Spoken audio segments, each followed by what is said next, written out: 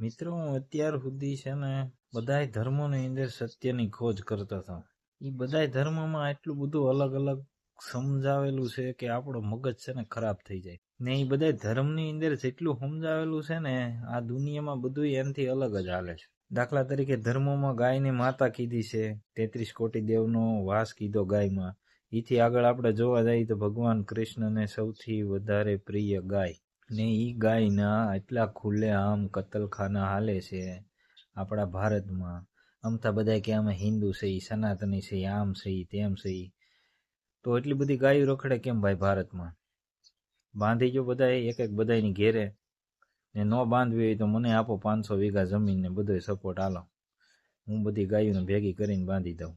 ખાલી વાતું થાય સનાતનની ને એની બધાની. સનાતનમાં બધાય કરતા પૂંજની પવિત્ર, એનું મળમૂત્ર પવિત્ર છે. આપણે પૂંજાની અંદર ગાયના મળમૂત્રની પૂજા થાય. એવી પવિત્ર વસ્તુને આવડા લોકો રસ્તા ઉપર રખડતી રજડતી મેકી દે છે. ખરેખરમાં જો ભગવાન હોત અત્યારે તો કદાચ ગાય રખડતી ન હોત.